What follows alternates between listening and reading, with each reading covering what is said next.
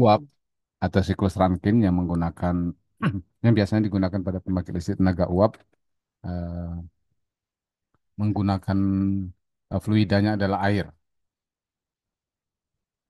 Jadi dalam pembangkit tenaga uap yang konvensional, panas itu digunakan untuk menghasilkan uap dari boiler. Jadi pada boilernya itu eh, dipanas air dimasukkan kemudian dipanaskan dan akan dihasilkanlah uap yang superheater. Biasanya menggunakan pembakaran tentunya bahan bakarnya yang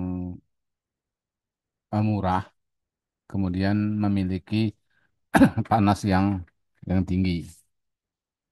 Misalnya batu bara atau cangkang sawit saat ini kan, ataupun kayu juga bisa digunakan, tapi yang jelas yang memiliki kalor yang tinggi agar dia dapat memanaskan air itu sampai sepanas mungkin sampai dia mendidih kemudian menjadi uap. Jadi itu yang terjadi pada eh, pembangkit listrik, sorry, pembangkit tenaga uap ya, untuk memutar turbin yang konvensional.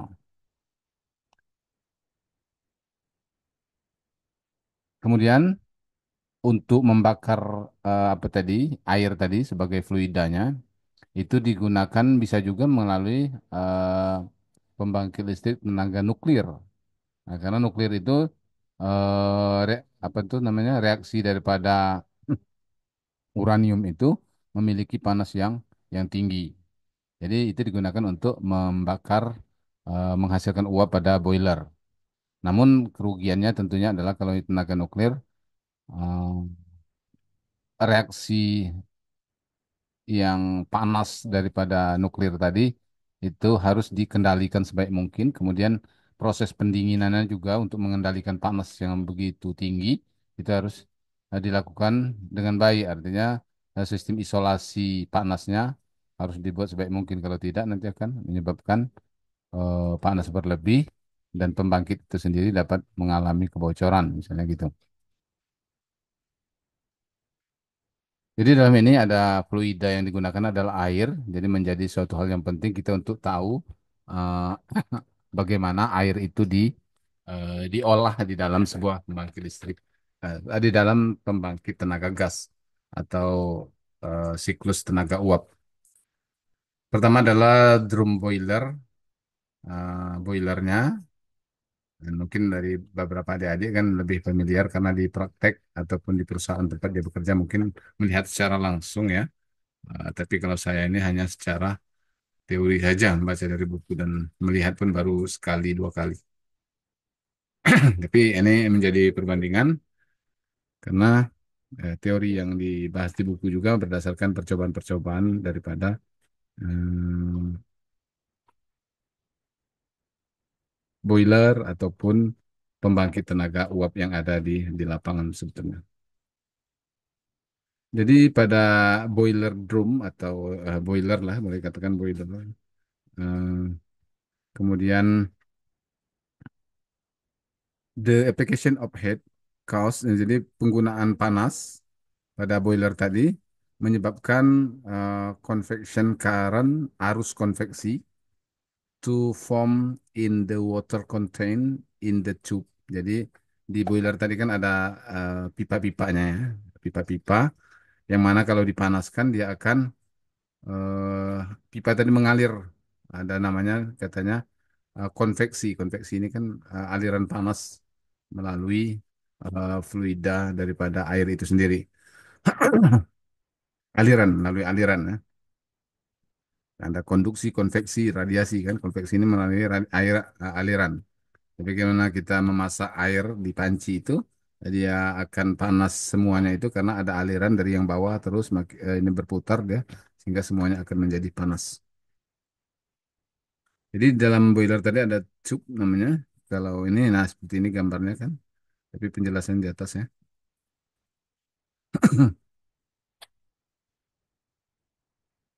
Kemudian causing it to rise up, menyebabkan meningkatnya vessel called called the drum, atau meningkatnya eh, apa air, atau air yang panas di dalam drum tadi, yang mana uap dipisahkan dari water atau dari air, akan memisahkan uap dengan airnya, jadi terpisah ya, seperti juga kita memasak air, maka ada pemisahan antara uap dan air, atau yang sudah menjadi uap dengan airnya. In some design of plant, the process of natural circulation is augmented by force circulation. Jadi bisa juga untuk mensirkulasi, kalau secara alami kan dia akan sendirinya naik gitu kan. Eh, Air yang panas tadi membuat bagian yang lain itu menjadi panas secara alami. Namun dalam prakteknya juga dilakukan secara paksa, atau force circulation namanya.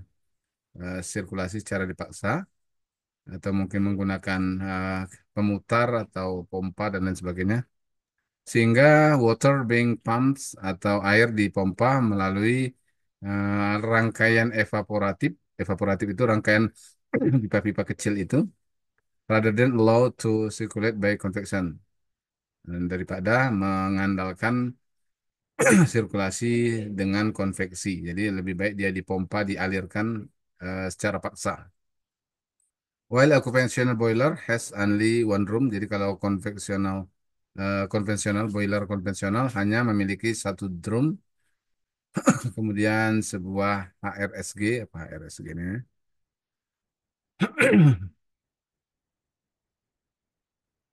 eh, Head Recovery Steam Generator, ya. HRSG ini Head Recovery Steam Generator, atau recovery pengembalian panas, generator uap, penghasil uap.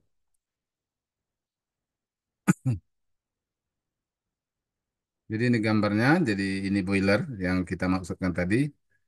Jadi ada dia pipa di sini kan, ada pipa dalam boiler ini, kemudian dibakar sehingga dia akan menguap dalam sini. Akan ada drum ini sudah berisi uap dan air terpisah. Kemudian nanti uapnya akan eh, mengalir di sini. Itu uap namanya uap superheater.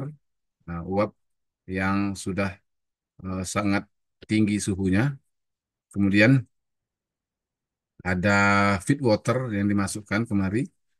Jadi ada air umpan namanya, dimasukkan ke sebelah sini. Kemudian di sini ada pompa yang memompakan air umpan tadi secara paksa untuk memasuki drum ini. Kemudian ada economizer. Economizer ini artinya memanfaatkan panas untuk dapat kembali memanaskan fluida air tadi. Jadi air tadi ada beberapa kali dipanaskan kalau kita lihat dari siklus ini kan. Kemudian nanti ada namanya draughts, atau pendingin yang meniupkan udara panas dari boiler ini ke keluar. Jadi kalau di sini tadi ada tungku ya, ini tungku ya, tungku em, dimasukkan udara, kemudian bahan bakar sehingga dia menghasilkan panas, panas yang dihasilkannya em, masuk juga ke economizer, memanaskan kembali uap air tadi yang disuntikkan dari feed water, kemudian nanti baru dia keluar melalui exhaust, atau lubang pengeluaran anginnya. Jadi ini apa, skematik drum boiler, atau boiler drum yang mana berisi udara, gas, kemudian uap dan air. Jadi di sini ada udara dan gas, sini uap dan air pada drumnya. Itu ya kira-kira prosesnya. Jadi figure 21, gambar 21 menunjukkan sebuah drum boiler eh, dalam bentuk rangkaian skematiknya. Di sini generator uap, atau uap dihasilkan pada saat eh, bank of tube yang disebut dengan evaporator yang di sini.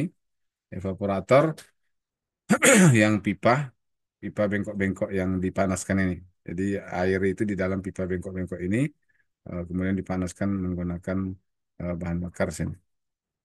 yang mana di expose to the radiant heat of combustion. Nah, dia diarahkan evaporator ini untuk di bawah tungku pembakar. Eh, Jadi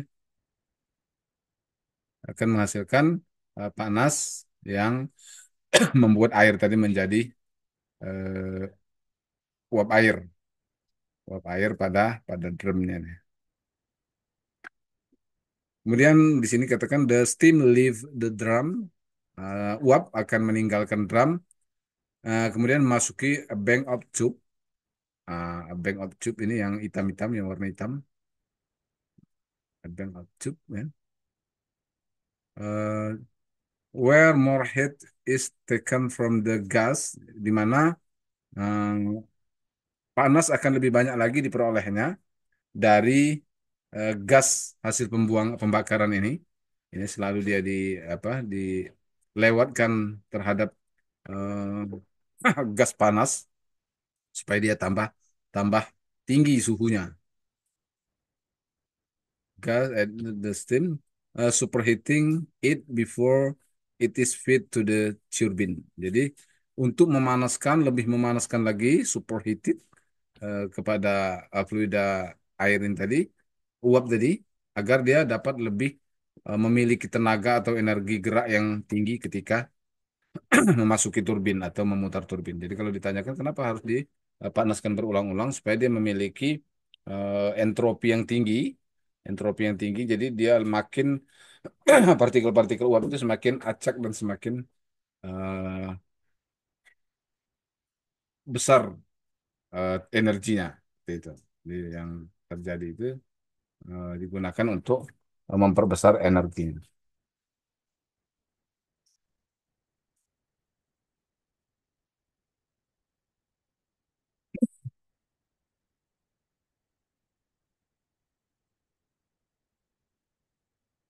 Kemudian,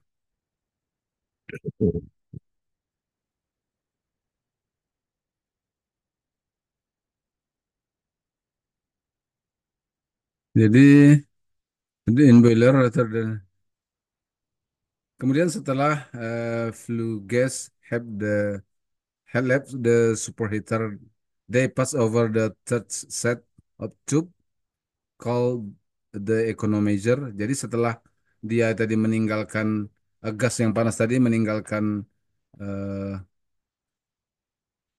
pemanasan evaporator ini, dia akan bergerak untuk memanaskan lagi air yang disuntikkan dari feed water atau disebut dengan economizer, economizer, di mana lebih banyak semua dari panas gas tadi, remaining heat is extract to rewarm the water before enter the drum. Jadi untuk memanaskan supaya Recehnya kalau kita bilang sebelum melakukan pertandingan, orang itu harus melakukan pemanasan terlebih dahulu supaya ketika dia bertanding, itu otot-ototnya sudah apa ya, sudah leluasa bergerak atau tidak akan mengalami gangguan lagi misalnya.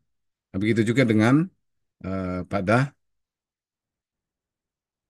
ini air tadi. Jadi sebelum dia dimasukkan ke boiler yang sangat panas ini, dia dipanaskan terlebih dahulu sehingga dia sudah apa ya, sudah panas dan ketika dimasukkan ke boiler ini tinggal menambahkan panas sedikit saja dia sudah menjadi uap air seperti itu.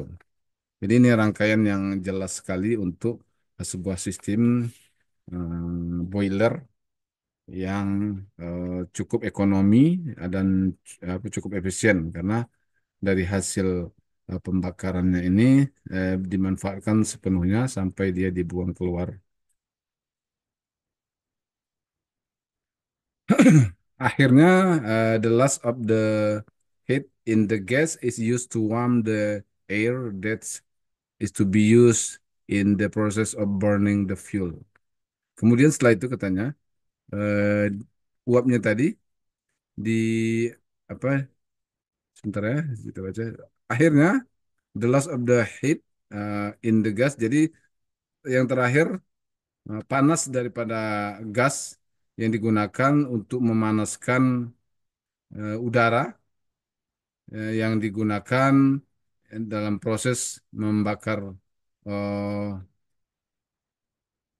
bahan bakar.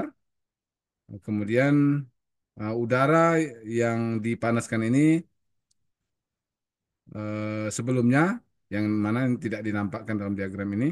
Jadi udara tersebut dipanaskan terlebih dahulu sebelum dia memasuki ruang pembakaran ini. Tujuannya adalah ketika dia berada di ruang pembakaran, secepat mungkin dia akan bisa terbakar dan menghasilkan panas. Ya, jadi penjelasan mengenai eh, superheater ini. Kemudian one throw boiler and one throw steam generator.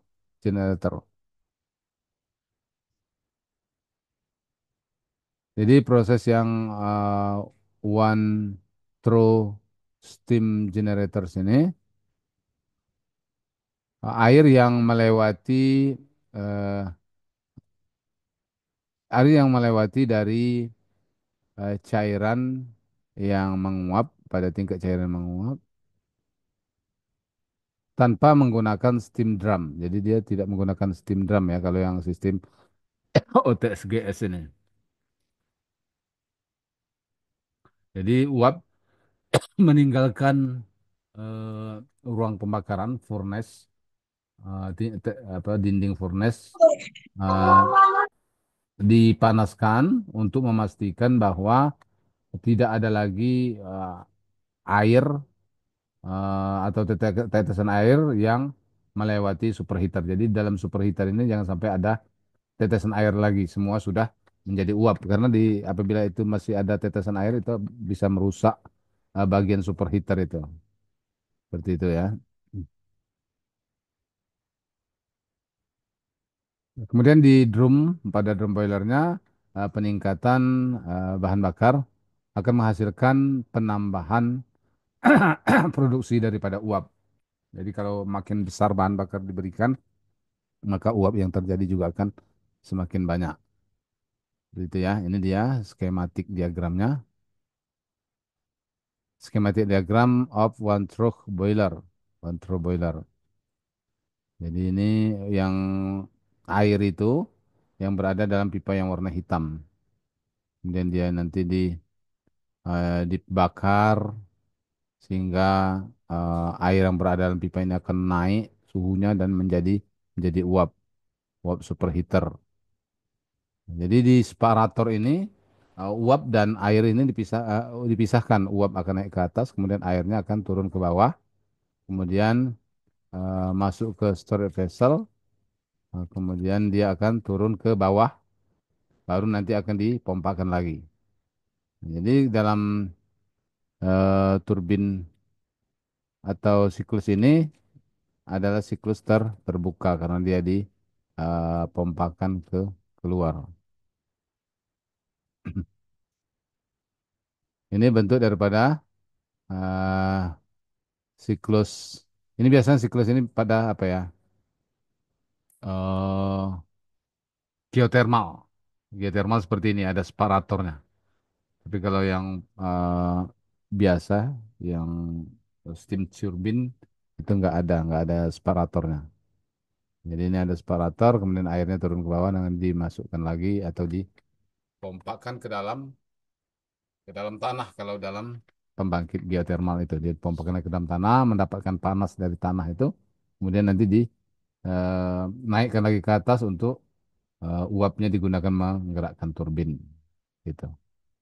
Jadi ini prinsipnya sama dengan geothermal, pembangkit listrik geothermal.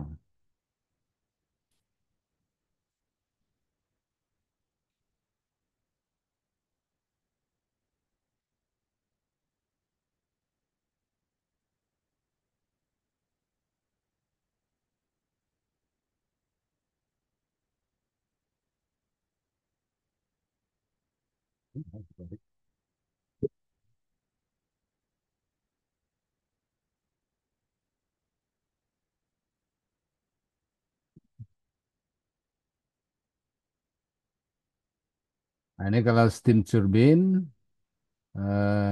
in plan using the turbine dalam sebuah pembangkit yang ataupun ya pembangkit yang menggunakan turbin, energi dari uap menghasilkan yang dihasilkan oleh boiler awalnya di-convert atau dijadikan energi kinetik. Kemudian the mechanical rotation, rotasi mekanikal atau pada turbin yang diputar oleh uap tadi, di akhirnya akan digunakan untuk memutar generator dan menghasilkan energi listrik. On leaving the turbine, ketika meninggalkan turbin, fluida atau air tadi akan dimasukkan ke kondenser. Tujuannya adalah untuk menjadikan air tersebut kembali, uap air tadi menjadi air. Jadi kan kalau uap air diturunkan suhunya dengan pendingin, maka dia akan berubah menjadi air lagi. Which completes the conversion back to water, dan air tadi, uap air tadi setelah dimasuk kondenser dia akan kembali menjadi air. Kemudian air tadi kemudian diproses lagi, dipompakan ke dalam eh, boiler. Nah, seperti yang pernah kita pelajari di siklus Rankine.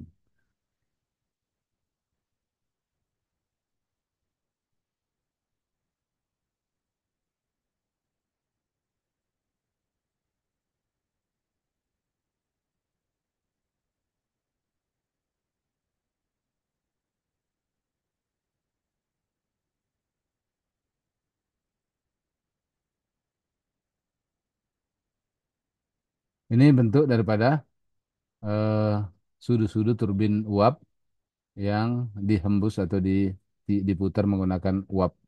Jadi bentuknya gini. Kemudian setelah itu dia akan berbelok lagi. Ini akan memberikan energi yang lebih besar untuk memutar turbin. Maka bentuk sudut-sudutnya seperti ini.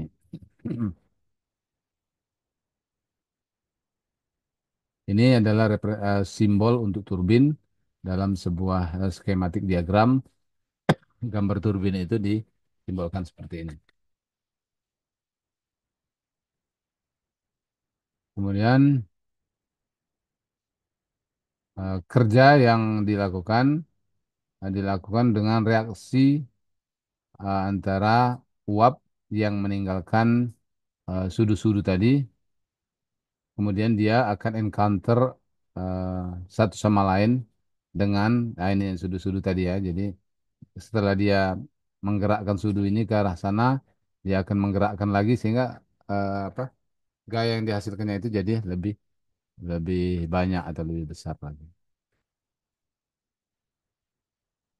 Di dalam pelajaran termodinamika ini memang yang paling penting adalah bagaimana kita mengetahui siklus tenaga uap yang digunakan untuk membangkitkan tenaga listrik.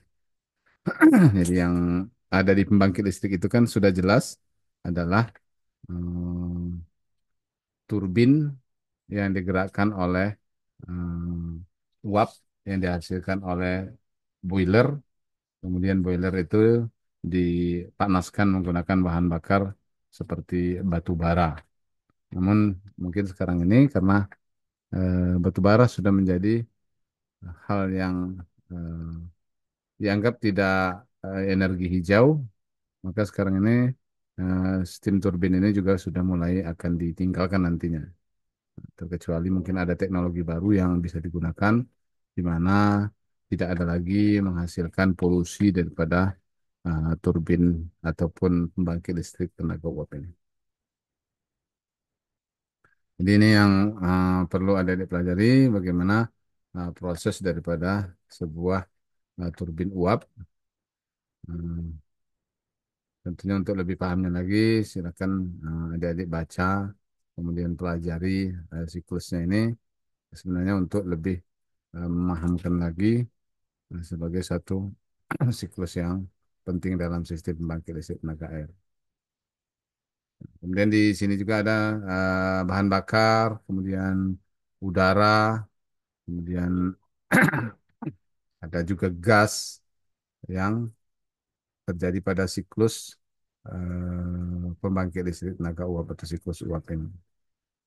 Di sini semua di buku ini dijelaskan, gambar-gambarnya juga ada untuk membuat kita lebih paham lagi dengan sistem pembangkit listrik tenaga uap ini. Jadi silakan ada dibaca nanti ya kalau ingin lebih paham mengenai siklus ataupun pembangkit listrik dengan menggunakan tenaga uap ini.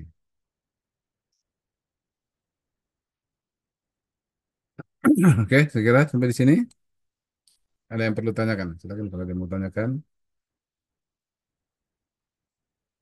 Jadi dengan eh, lebih membaca, tentunya akan lebih paham karena kita di elektro ini memang pembahasan mengenai termodinamika ini tidak berhubungan langsung dengan kelistrikannya, tetapi merupakan bagian dari sistem besar yaitu prime mover atau pembangkit dari tenaga listrik atau pemutar daripada sumbu generator tersebut.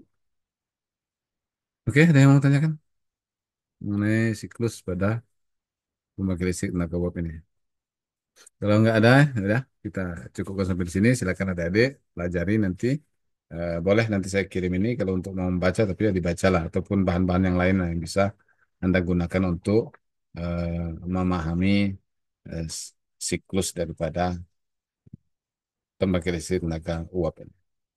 Sehingga kalau kalian nanti bekerja di bagian itu, misalnya membangkit, nah, kalian tidak lagi merasa terheran-heran karena di dalam kepala kalian sudah ada apa namanya bayangan apa yang ada di dalam pembangkit listrik tenaga uap tersebut. Oke, terima kasih atas perhatiannya. Mohon maaf atas kekurangan saya. Perkuliahan malam ini kita cukupkan. Silakan dibaca untuk memperluas pengetahuan ataupun menambah ilmu lebih banyak lagi di samping yang sudah saya jelaskan tadi. Demikian saya akhirin ucapan. Assalamualaikum warahmatullahi wabarakatuh. Selamat malam. Waalaikumsalam warahmatullahi wabarakatuh. Terima kasih, Pak. Ya, sama-sama.